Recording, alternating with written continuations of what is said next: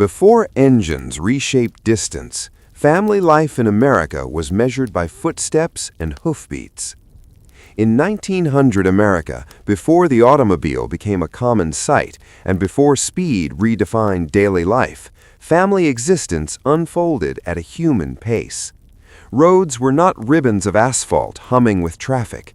They were dirt paths, gravel lanes, and muddy tracks shaped by weather and time. Most Americans did not own cars, not because they resisted change, but because cars were rare, unreliable, and wildly expensive.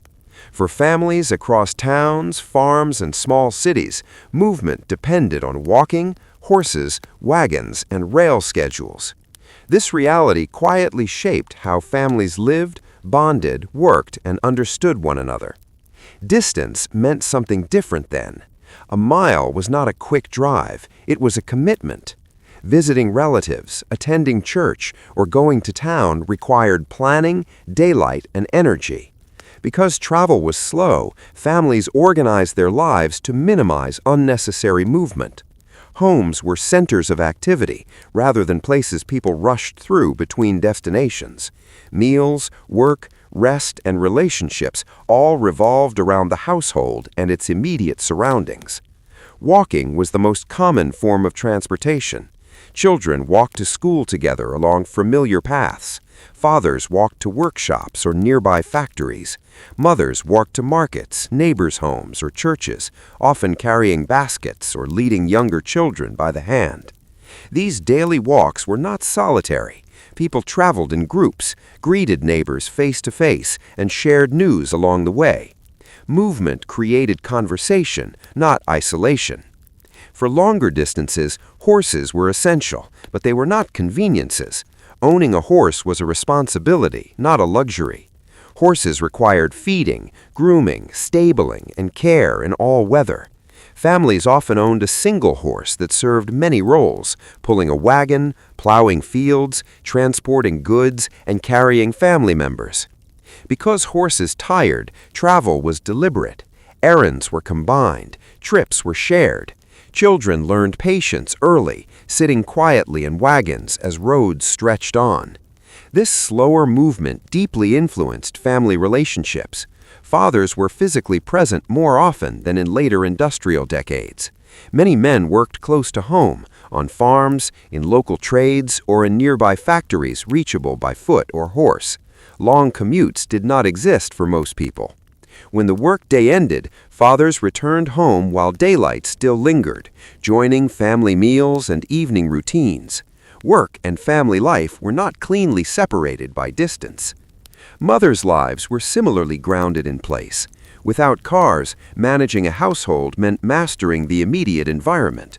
Food was sourced locally. Children were supervised closely, not through technology, but through proximity. Mothers relied on neighbors and extended family, forming strong support networks because independence was impossible. Borrowing tools, sharing childcare, and exchanging food were daily practices, not acts of charity. Children experienced family life as something continuous rather than scheduled. There were no car rides to extracurricular activities across town. Play happened close to home, in yards, fields, barns, and streets where everyone knew each other. Siblings spent long hours together, learning cooperation and conflict resolution organically. Grandparents often lived under the same roof or nearby, contributing wisdom, childcare, and labor. Horses and walking also shaped the emotional rhythm of families. Because travel was slower, arrivals and departures carried weight.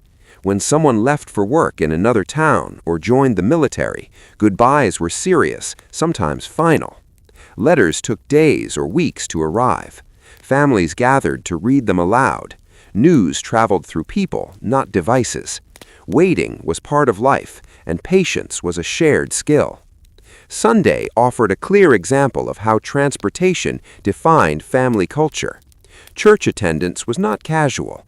Families woke early, dressed carefully, and traveled together, sometimes walking several miles or riding in wagons along quiet roads. Church was not just a religious event, it was a social anchor. Because people could not easily come and go, they stayed longer, talked more and reinforced community ties. Children observed adults interacting respectfully, learning social norms through participation rather than instruction. Family meals reflected the same pace. Without cars to bring quick supplies or restaurants to replace cooking, meals were events. Ingredients were prepared from scratch.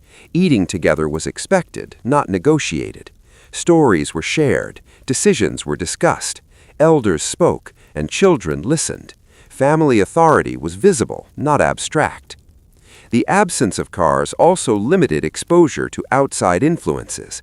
Entertainment was home-centered. Families sang together, told stories, read aloud, and played simple games.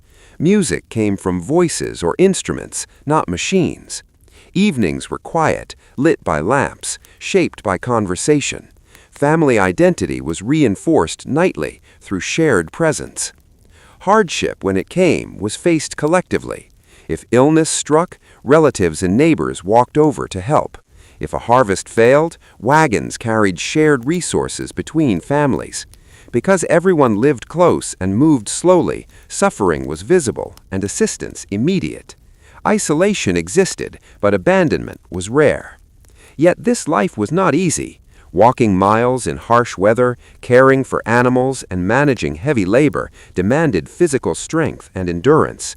Mothers carried burdens modern families rarely imagine. Children worked hard from a young age. Comfort was limited, but family cohesion was strong because survival depended on cooperation. When early automobiles began appearing, they were curiosities rather than revolutions. Only the wealthy owned them, and roads were poorly suited to their use. Horses still dominated, but the promise of speed quietly tempted society. Over time, cars would shrink distances, expand opportunities, and loosen family proximity. Fathers would commute farther, children would spend more time away, communities would stretch and thin. Looking back, family life before cars was not better or worse in simple terms. It was different in fundamental ways. It was slower, heavier, more demanding, but also more connected. Families knew each other deeply because they shared time, space, and effort. Relationships were not maintained through convenience, but through necessity. In 1900 America, walking and horses shaped family life into something intimate and grounded. The rhythm of hooves and footsteps synchronized households, communities, and generations. Before engines reshaped distance, family life in America was measured by footsteps and hoofbeats.